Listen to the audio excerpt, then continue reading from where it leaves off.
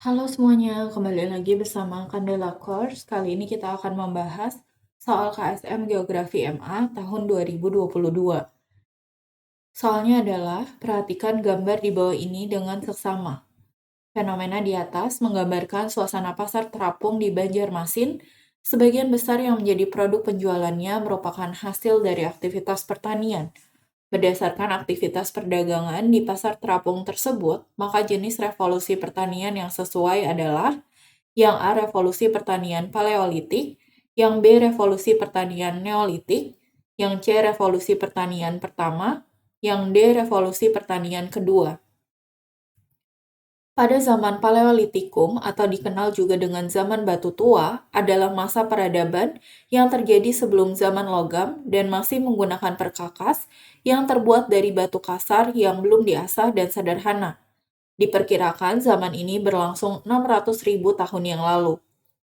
Selain alat perkakas yang masih sederhana, zaman Paleolitikum juga memiliki ciri-ciri, yaitu memiliki mata pencaharian mengumpulkan makanan atau food gathering, hidup berpindah-pindah atau nomaden, dan belum mengenal cocok tanam. Kemudian untuk revolusi Neolitikum, seiring dengan perkembangan manusia dan semakin besarnya kelompok-kelompok komunitas manusia, perlahan-lahan komunitas-komunitas mulai membiarkan tanaman melalui metode selektif dan menernakan hewan-hewan yang dulunya liar. Masa ini dimulai sejak sekitar 12.000 tahun yang lalu di berbagai tempat di dunia.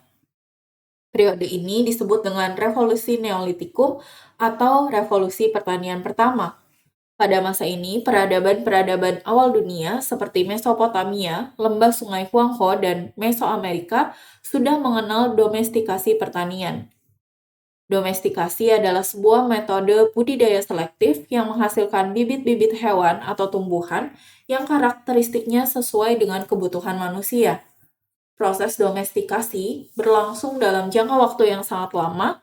Salah satu contoh dari proses domestikasi adalah domestikasi gandum dari rumput-rumput liar. Pada masa ini, masyarakat mulai hidup menetap dan mendirikan berbagai pusat peradaban, serta mulai membangun kebudayaan. Revolusi pertanian pertama ini sama dengan revolusi pertanian Neolitikum.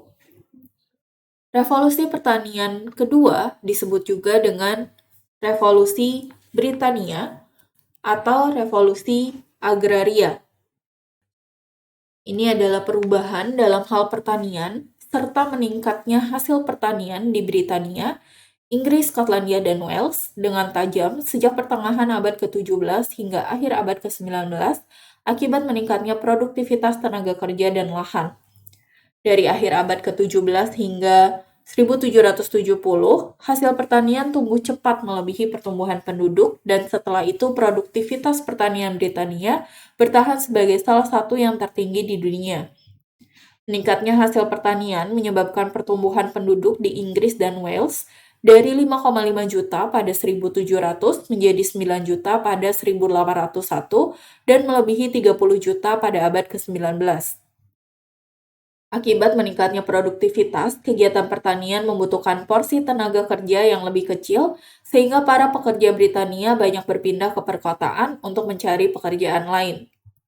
Tenaga kerja baru ini dimanfaatkan oleh industri, sehingga kadang revolusi pertanian Britania dianggap sebagai salah satu sebab revolusi industri yang dimulai di Britania pada akhir abad ke-17 dan awal abad ke-18.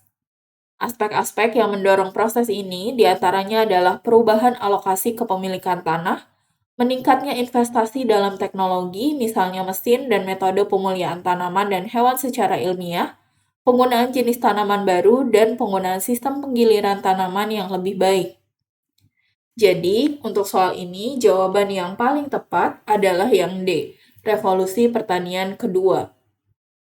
Oke, terima kasih sudah belajar. Jangan lupa untuk join member, like, share, komen, dan subscribe. Semangat!